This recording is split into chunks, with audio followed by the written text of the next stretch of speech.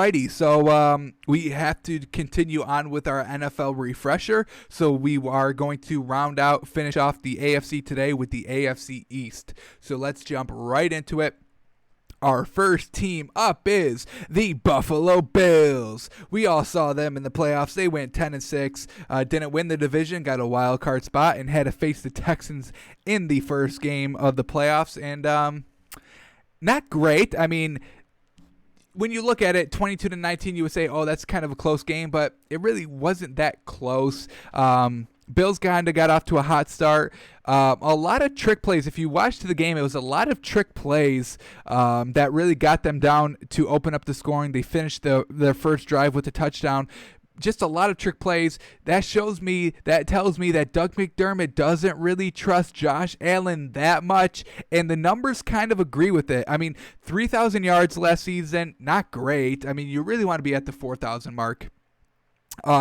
3,000 yards, 20 touchdowns, 9 interceptions. Also not that great. You really don't want to be 1-1. You do want to be 2-1. So he did do that. So it's all right. 9 interceptions is still a lot, but the 2-1 is kind of decent. It's just decent, right? Same thing with the 3,000 yards. It's just kind of decent. 58% completion is not that great either. You do want to be, 59-64. That's kind of my good range. Anything over 65% is really good, but you do want to be in those low 60s. You do want to hit that. So it's still kind of average, kind of meh, kind of 10-6 record. In the playoff game, though, he didn't put up any touchdowns, though. 0 touchdowns, 0 interceptions in the playoff game on 52% completion. That kind of encapsulates his season, I would say. So Sean McDermott doesn't really trust Josh Allen. We saw it in the playoff game. A lot of trick plays to open it up. Didn't really trust him too much to throw the ball. No touchdowns for the man. His one silver lining, I would say, is he's a decent dual threat quarterback. 500 yards on the ground last season, which isn't terrible. He added another 9 touchdowns to that, but 14 fumbles. That definitely needs to get cleaned up. I can respect the 500 yards rushing and 9 touchdowns. That is great, but the 14 fumbles, definitely got to clean that up. And I did see this tweet today. I did like it, so I could bring it up quickly. Most 10-yard gains on a scramble from quarterbacks. And look at this, man. Number 1, 30 10-yard gains when he runs. So, definitely a great, and look at the names he's beating. Deshaun Watson, Russell Wilson, Lamar Jackson, Patrick Mahomes didn't even make the top 4. So, this kid does have some legs, but just the arm talent alone is not great. So, the dual threat definitely makes him a little bit better. We'll see if teams can kind of lock him down. He's heading into his 3rd season. This is where he needs to take that, next step to really establish himself as the starter here in Buffalo. We'll see what he did. I mean, when we even look at their wins, look at these wins. Jets, Giants, Bengals open up the season. They win all 3 of them. No real great competition there. They beat an early Tennessee Titans team. This is with Marcus Mariota still, so this still isn't a good team. Miami Dolphins, they were winless heading into this game, so not a great team. Washington Redskins, they were all over the place last season, so still not a great team. Dolphins again. Broncos, all right, that's kind of a decent win with Drew Lock there. Cowboys, that is the official. It was on Thanksgiving Day. This is their best win of the season. They beat the Steelers, who were fluctuating between 2 quarterbacks all season. No Big Ben. So really not great wins. Their best win was against the Cowboys, and that was really it. Now look at the teams they lost against. The Patriots twice. The Eagles. The Browns. Not great there. The Ravens. The Jets and the Patriots to end out the season. So not great wins all around. That's not too promising heading into this next season. They do add a Mario Addison off the edge. That's good. They do add a key wide receiver in Stephon Diggs. So if Josh Allen doesn't improve this season, he never will. You're getting a top-tier receiver in the league. You can make an argument for top 3. I wouldn't say he's number 1, but you can make an argument for top 3 with Stephon Diggs. They get Josh Norman on the cornerback side, so, good piece there. And A.J. Klein, also another good defensive piece, linebacker there. So shoring up their defense a little bit, well done. Just got to trust the offense. They've got some weapons. They still got Cole Beasley. They've got Devin Singletary out of the backfield, and they have maybe one of the best corners in the league, Tre'Davious White. So the defense is there. The weapons are there on offense. It's just Josh Allen needs to take the reins, take command of this offense, and really get it going. We need to see some better wins here. I mean, this isn't going to get it done. You're not going to face all these trash teams every year. You are going to have to face some good competition, and you are going to have to perform. So this team is going to go as far as Josh Allen takes them, because Sean McDermott's a great coach. Their defense is fantastic. Their offense, they have weapons at the receiver and in the running back position. So this all is just going to land on how well Josh Allen is going to go. They do have not too many losses. They lose Frank Gore, not a huge loss, a veteran, a nice running back, a nice second option, nice little power running game, but not too big of a loss there. They do lose Shaq Lawson off the edge, and they lose Jordan Phillips also on the defensive end of the ball. But they kind of shorted up a little bit with their signings. So overall kind of net cancels out on their additions and losses. So this team should still be good. Sean McDermott's still a good coach. Once again, it's just going to come down to Josh Allen. All right, so let's see how favorable their schedule is. We'll have our official predictions here on their season. We'll mark it up. So let's see. They open up against the Jets. That's going to be a win. And then they have to go to Miami in week number 2. This is going to be a win just because I don't think Tua is going to start just yet. We're still building a winning culture around us. Fitzpatrick most likely is going to start the season. So Bills against Fitzpatrick in Miami. I don't think it's going to be too much for them. So we can give them a win here against Miami. They may lose against the Rams. I won't count that as a win. We'll count this Vegas team is utterly not good at all. Derek Carr, the stats are good. It just doesn't translate to wins. So I do think this Buffalo team is better than the Raiders. I'll give them a win there. The Titans, man, they have to face the Titans. They beat them last season with Mariota. I don't know if they win this game. It is going to be a tough game for the Bills. I'll give them a loss, though. We'll say loss for right now. They don't beat the Chiefs. They beat the Jets. The Patriots are going to be a little interesting. I think they do split against the Patriots, so we'll give them their home win against the Patriots. The Seahawks, that's going to be a tough game for them. They do have them at home, which is going to help them a little bit, but I think that's a loss overall. They have to go to Arizona after that. Heading into the bye, this is going to be a tough game. I don't know if Kyler Murray's going to be that good, though. Everyone is hyping him up, saying, he's going to be great. He's got DeAndre Hopkins to help him out a little bit, but I think the Bills overall are better than the Cardinals, so I will give them a win there. Heading into the bye, out of the bye, they got the Chargers. We'll give them a win there. They don't beat the 49ers. The Steelers, that's going to be all depending on Big Ben, but overall, they are at home for this game, so we can give the Bills the win there. Oh, it is a Sunday night football game in New Era Field. Oh boy, I talked about it yesterday. I do want to go to this game if they allow fans into the stadium. So we will give them a win there. They beat the Broncos. Do they beat the Broncos? This is going to be tight. It's going to be a tough game. How well is Drew Lock doing late in the season? But we will go with the Bills here, maybe trying to fight for a playoff spot. I said they split against the Patriots, and then they probably close out and probably beat the Dolphins. They have the Dolphins at home. So what is that, 10 wins? So once again, 10-6. Once again, their schedule is not terrible. Their hardest opponents, we'll mark it down 10-6. I think it was 10-6. I think I lost count there. Towards the end. I had wins against the Jets, Dolphins, Raiders, didn't do it against the Titans, Jets again, split against the Patriots, win against the Cardinals, beat the Chargers, beat the Steelers, beat the Broncos, and beat the Dolphins. So once again, 10-6. Not terrible, still 10-6 again, fighting for that wild card spot. Depending on how well the Patriots do, they could win the division. 10-6. The Jets aren't going to get 10 wins, and the Dolphins probably aren't going to get 10 wins. We'll look at them a little closer coming up. But yeah, they have to face the Chiefs. They have to face the Rams. That Titans team is still good.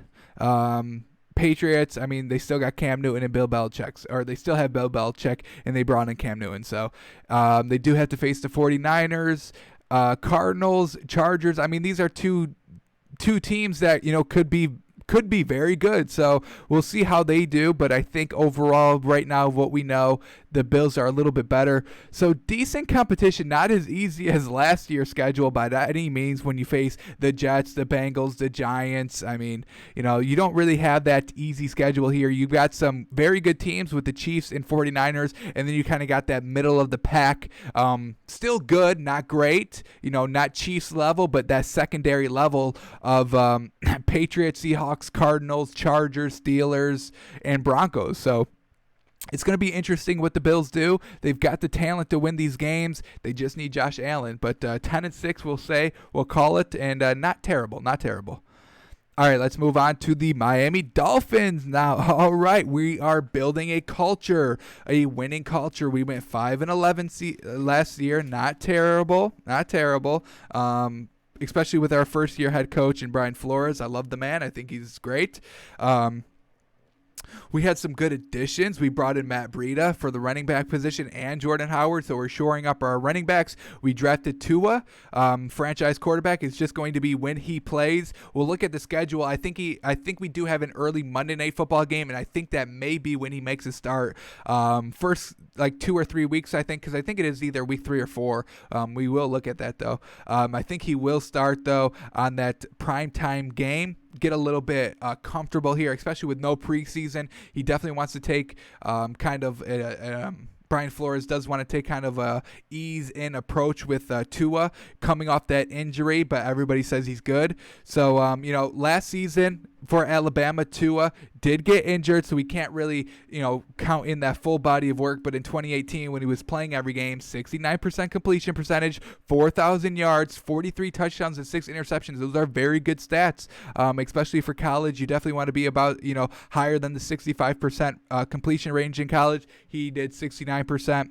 You do want to, 4,000 yards is a little light, but that's just passing numbers, man. And he did put up 43 touchdowns, so well done to him. He also, in 2019, even though he was injured, he only played 9 games. He put up 33 touchdowns and 3 interceptions. That is truly, truly fantastic there.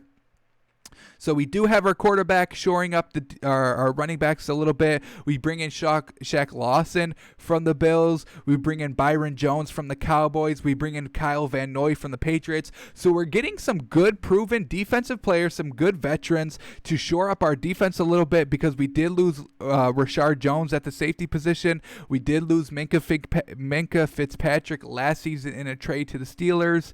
And we also lost Taco Charlton. So we are kind of getting pieces that we've lost, shoring it up a little bit. Brian Flores is a defensive-minded coach, so he's going to be able to do a lot with those good pieces that we were able to get. And we still have Devontae Parker, who I love as a wide receiver. When we had Jarvis Landry, everybody was saying, oh, you guys should definitely, get rid of Devontae Parker and keep Jarvis Landry. But I was the opposite on that. I really liked what Devontae Parker brings to the table. He's about 6'2". He'll go up and get that deep ball. He's a great receiver, great hands. He just does need to stay healthy, which he's proven that he can last season. So, overall, we are up and coming. I like our future. 5-11 last season. We won towards the end of the season here.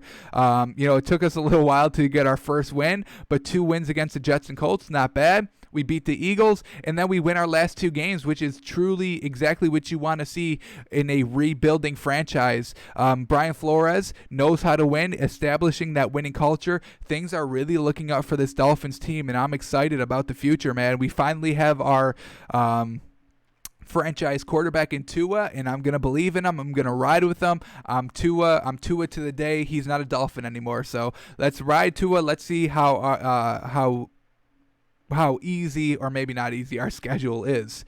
All right, we have to open up at the Patriots. That's still going to be a tough team. I mean, this Patriots team is still very good. We are going to get into them next. They are the next team we are going to talk about. Their defense is still pretty good, and they still have Bill Belichick as the coach. So Cam Newton, I think, is going to be pretty good for this Patriots team. Back to his MVP caliber season. So we probably don't beat the Patriots game 1. We probably don't beat the Bills game 2. But here it is, game 3, Thursday Night Football against Jacksonville in Jacksonville. I think this is when Tua is going to make his official start, and I'm going to rock with it. So we'll call it a win against the Jacksonville Jaguars. They're also not a very good team. They are losing all their good pieces. We just saw them lose Leonard Fournette, and they have a not-so-good head coach. So we can give them the Dolphins a win against the Jags. Don't beat the Seahawks. Don't beat the 49ers. Probably don't beat the Broncos. This could be a close game. Once again, this is all depending on what Drew Lock does, but I do think Drew Lock is going to be very good in this league. So probably don't beat the Broncos. Wow, we have a tough schedule, man. Probably don't beat the Chargers.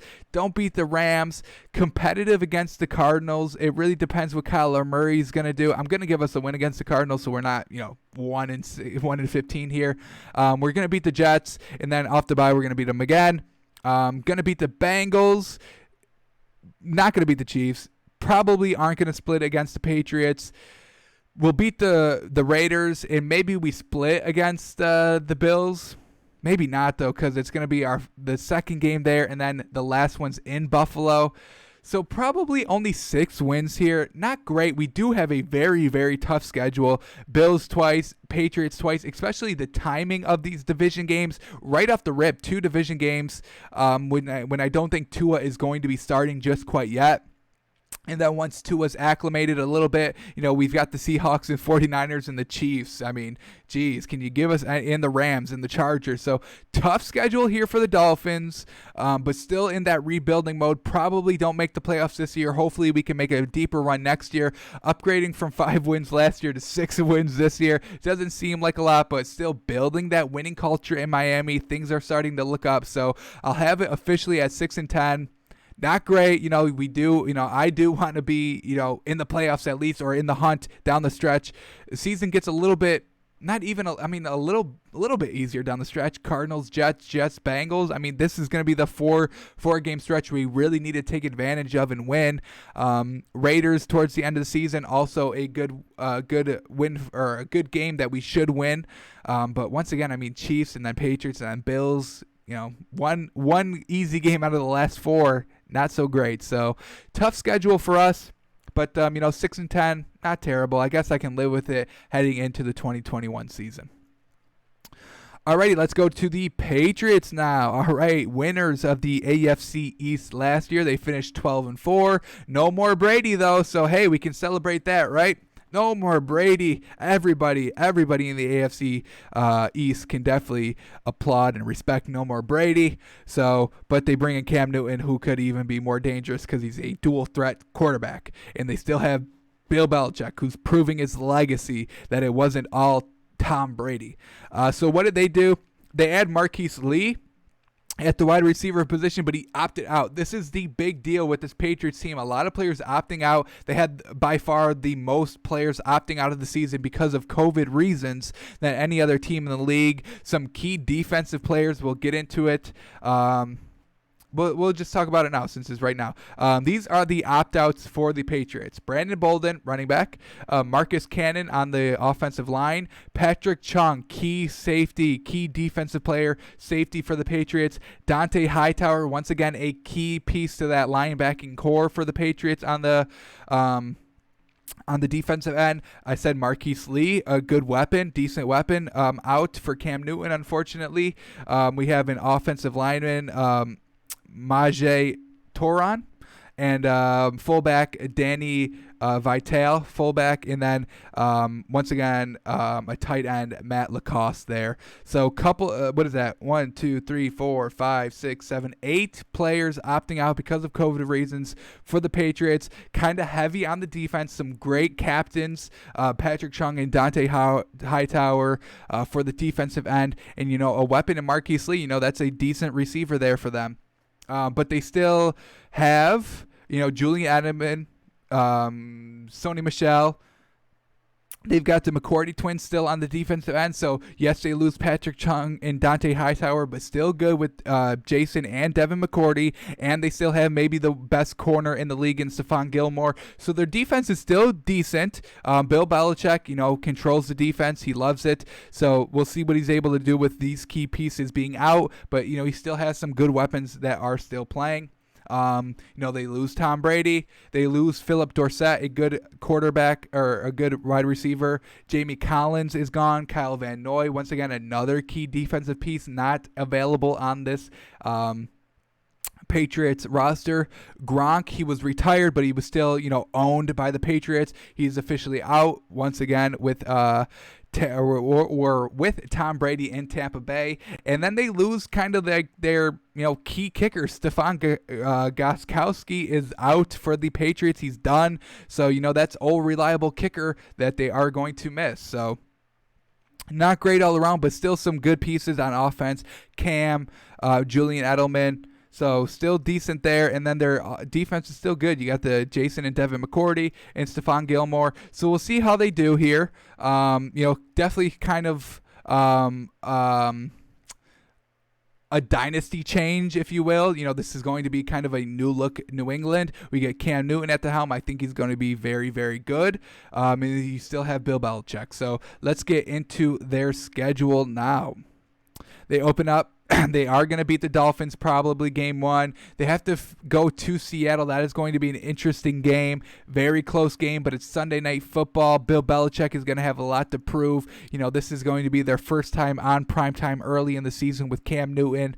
Cam Newton versus Russell Wilson, but it is in Seattle.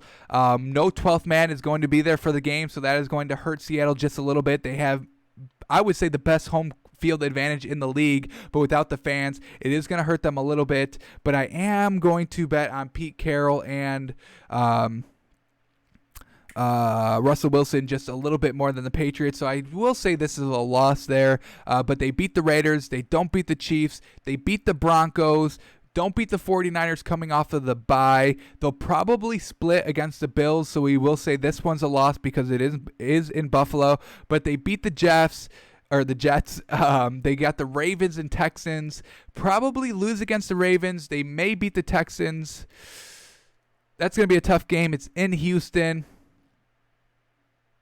I'll give them a win against the Texans. I'll give them a win against the Cardinals. I'll give them a win against the Chargers. They may lose against the Rams. We'll count that as a loss.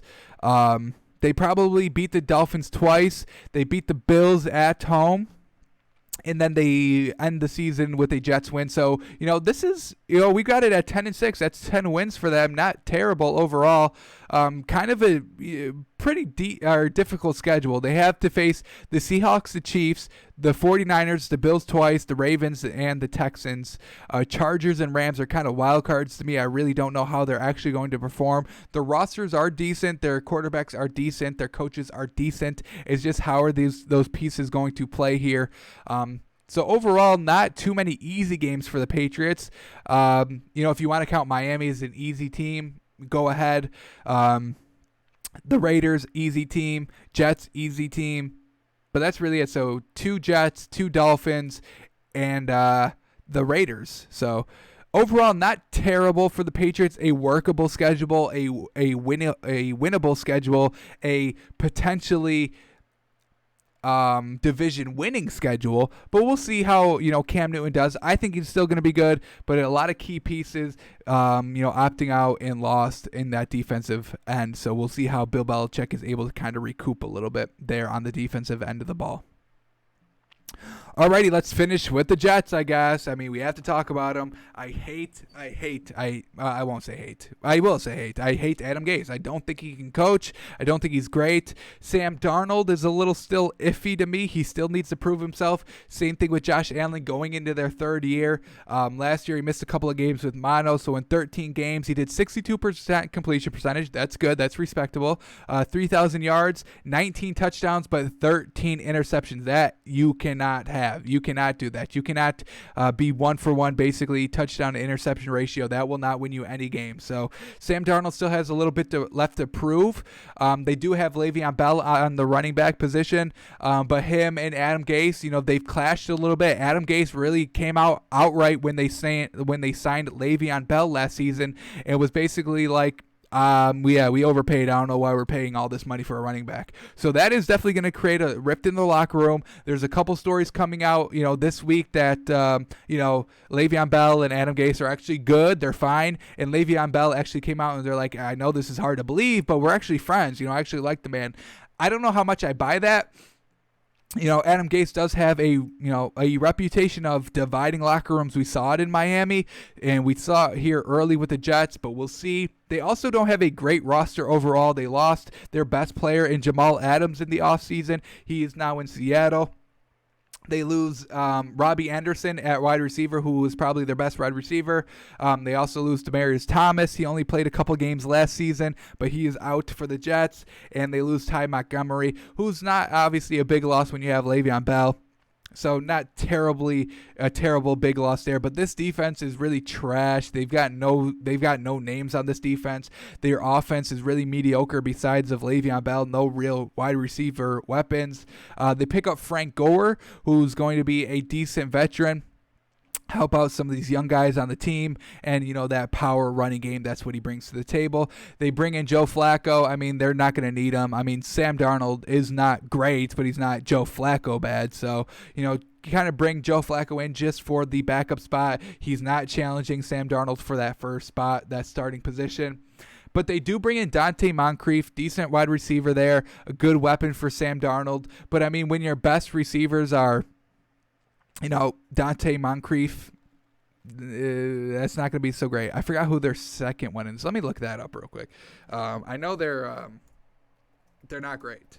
I know they've got no real weapons anywhere on the field. Their starting wide receivers are Jamison Crowder and Brashad Perriman. They did bring in Dante Moncrief. So he should be in the starting lineup as well. But just overall, this Jets team is not good at all. No real weapons anywhere. They kind of underutilized Le'Veon Bell. Last year had 800 yards rushing with only 3 touchdowns. He did add 400 yards catching, so overall total 1,200 yards, respectable, but only one touchdown. He had 4 touchdowns last year. Come on, you got to get that up. We know Adam Gase, he doesn't really play to his team's strengths. Adam Gase has one playbook in mind, and he'll cram his players into that system, which I don't like that style of coaching. But Adam Gase, he's got a head coaching job because of it for some reason. He's been labeled the quarterback guru, which oh my God, I hate that. I hate it so much. I lived it. I heard it every Dolphins game, and I'm just like, really, this is the quarterback guru? This is it? I mean, not making the playoffs with average quarterbacks, that's the quarterback guru? Okay, whatever y'all say. Y'all are the professionals. I get it. But Adam Gase, not a great play caller either, and he does call the play as a head coach. Once again, I hate that. Leave that up to the offensive coordinator. Your job as the head coach is to kind of just have input and make sure everything is going good. He's having too much on his plate when you're calling the plays. I don't like it. Yes, it works for Andy Reid. I get it. It works in some cases. I'm just not a big fan of it overall. So Adam Gase calling the plays, offensive-minded head coach. He throws a lot of bubble screens, and it's easy to call out, and it's easy to defend when you know it's coming. First down, bubble screen. Second down, running play. Third down, bubble screen. And then it's 4th and 7, and you have to punt. That's what Adam Gase does. So I don't like the man as a coach. I don't like any of his philosophies as a coach. I don't like his play calling as a coach. And, he went 7-9 last year. Sam Darnold only played 13 games. They went 7-9. I guess it's decent. No real weapons anywhere. So Adam Gase has a ton of work to do, ton of coaching to do to get this team into playoff shape. So let's go to their schedule here. They open at Buffalo. That's going to be a loss. Then they have to face the 49ers. That's a loss. Then they have to go to Indianapolis with Phillip Rivers. I like what this Colts team is. That's going to be a loss. Maybe they win against Denver.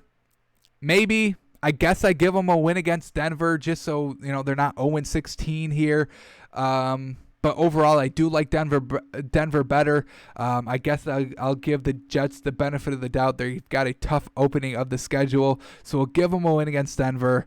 They probably don't beat the Cardinals. They are at home for it, so that is going to help them out a little bit. They either win against the Broncos or the Cardinals. I don't think they win both of those games, and I don't think they lose both of those games. So we'll give them the official win against the Broncos. They lose against the Cardinals. They have to face the Chargers. I don't think they win that game. I don't think they beat the Bills. Do they split against the Bills? I don't think so. I think the Bills are way better than the Jets, so we'll give them a loss there. They don't beat the Chiefs. They don't beat the Patriots. I'll give them 2 wins against the Dolphins, even though I don't want to. So we'll give them, I'll say they split against the Dolphins, so they don't win the game in Miami. They do win the game coming out of the bye in MetLife Stadium. So we'll give them a win there. They beat the Raiders. They don't beat the Seahawks. They don't beat the Rams. They don't beat the Browns. And they don't beat the Patriots. So we're looking at 3 wins here for the Jets team. Is that disrespectful? Maybe. They do have a tough schedule. I mean, look at these tough opponents. They really don't have any easy wins here. Bills twice, obviously. 49ers, Colts, Broncos, Cardinals, Chargers. I mean, Broncos, Cardinals, and Chargers, and the Colts. I mean, this is going to be a tough 4-week stretch. These are kind of like, that second tier of teams that are kind of good. You've got the Chiefs and the Saints, the Ravens, the 49ers, all in that kind of elite tier 1 category. I may even put the Seahawks in there. But then you have that tier 2 of teams, the Broncos, the Cardinals, the Chargers, the Rams, the Colts. Who else do we got? Maybe even the Browns, you could put them in that second tier category. But overall, tough schedule. I would predict 3. I predict 3 wins. I'm really not a fan of this Jets team, man. I'll tell you. I'm not seeing a lot of good wins here. I'm seeing a lot of hard competition. Maybe they beat the Dolphins twice, so you give them 4 wins there. Maybe they beat the Browns, so maybe you give them 5 wins. But this is not going to be a team that's going to be able to make the playoffs with the schedule. 49ers, Bills twice, Patriots twice, Chiefs, Seahawks, Rams. I mean, that's 8 very tough games. So, if they lose all those 8 games and win all those other 8, that's 8-8. That's not making the playoffs. You have to have 10 wins if you want to have a chance in the AFC East, and I do not see 10 wins here for the Jets. So I'll officially count it 3-13. This Jets team, man, I don't know. Something about it I don't like. I'll tell you what I don't like. I don't like Adam Gase, and they have no talent anywhere. So when you lose your best defensive player, and let's go to their wins last season. Let's do that. Game logs. Here we go. Who did they beat last season? They beat the Cowboys. All right, that's a good win. I'll give them that. They beat the Giants. They beat the Redskins. They beat the Raiders. Is that impressive? No. They beat the Dolphins. Is that impressive? No. They beat the Steelers. Is that impressive? No. And then they beat the Bills week 17. So I'll give them that. So 2 good wins out of their 7 wins. They're beating trash teams. They're losing to the Bills. They're losing to the Browns. They're losing to the Patriots. They're losing to the Eagles. They're losing to the Patriots. They're losing to the Jags. Y'all lost against the Jags. That's a big yikes there. Y'all lost to the Dolphins. That's a big yikes there. You lose to the Bengals. Oh my God. Yeah. And then you lose to the Ravens, which is obviously, yes, you are going to lose to the Ravens. So, yeah, 3-13. That's really kind of on par with what they did last year. So don't be yelling at me saying that the Jets are trash, because they are trash. This team is not good. 3-13. I'm going to stick by that. They finished last in the AFC East. Patriots and Bills both finished 10-6. Depends on the tiebreaker, however they score it. Dolphins finished 3rd with 6-10, and the Jets are going backwards. You maybe have to kind of look to fire Adam Gase, kind of revamp that offense and defense a little bit, but I'll stick by Jets 3-13 all day. I will definitely stick. I'll die on that. I'd bet it. I'd die on it. I have no problem with that. All right, so that's going to wrap up our NFL refresher today, and we've officially done all the AFC teams. So starting tomorrow, we'll start the NFC, because we gotta kind of go a little quickly. 6 days out from the NFL season. Next Thursday, y'all. Oh boy, 6 days. I can't wait. It's gonna be good. It's Chiefs. Is it Chiefs Ravens first game? I think it is Thursday Night Football. Chiefs Ravens. It's gonna be interesting. But before we go, I mean, we're 3 days in a row hitting our moneymaker, so we have to do it again for today's games. Let's remind you what we did yesterday. We had the Celtics +2. They lost by 1 on that buzzer beater, so that hit. And then we had the Clippers -9, and they won by like 27. So really, not really even sweating that Clippers game at all. So we hit, 3 days in a row, y'all. I know what I'm talking about. Bet these games and bet them big. Whatever I say, you just go and bet. So these are the games on tap. Bucks, Heat. I don't know. The Heat are gonna win. We like the Heat better than the Bucks. Obviously, the Heat are better. They're deeper. They hit the threes. Giannis is struggling a little bit, and even if Giannis is going to play good and get 35 plus points, Chris Middleton and Brook Lopez, I don't think will both have good games, which the Bucks need to because they're not as deep as the Heat. So they need a good contribution from their top three if they want to have a chance in this game. This spread's been at 5.5. I don't think it will be 5.5. I think it drops down to 3. We'll double check it though. Either way, I'm betting it. If it's Heat plus 3, I'm betting it. And if it's Heat plus 5, I'm betting it big. I'll bet it big. So the Heat, I think they win this game outright, take the 3-0 series lead. And I think it's over for the Bucks. All right, we get a fresh line here. Rockets, Lakers. How are they gonna judge this game? Rockets just had a fight to the wire against the Thunder. Close game that went 7. That went down to the last second of that game. But good defense by James Harden to secure the win there and move on. Lakers got some good rest there. They took care of Portland in 5, so they had some extra rest there. Well-rested LeBron is not something that you want to face in the playoffs, and a well-rested Anthony Davis. He doesn't even need to be well-rested. The man is young. He's still good. James Harden and Russell Westbrook kind of struggling just a little bit. 2 games back from him. No real rest for the Rockets in general. Just a day off, but you have to go and prepare for the Lakers team. Only one day to prepare while the Lakers have had multiple. So this line I think is going to open up a little big. I'm going to kind of piggyback on what happened to that Clippers Nuggets line in game 1. I think this may open up at Lakers -8. And I think we have to take it because this Rockets team, they're going to get beat down low by Anthony Davis. Anthony Davis is going to eat this series, y'all. So is LeBron because the Rockets have no real good size. So it's really going to just determine how well the three-point shooters are going to be for the Lakers. Kyle Kuzma, KCP, and all them. We may even have Rondo back. He's still, he's been kind of in the news lately that he is going to play this series starting in game 1. So that's going to be huge for the Lakers. A great defensive piece that is going to kind of help on the defense with James Harden and Russell Westbrook.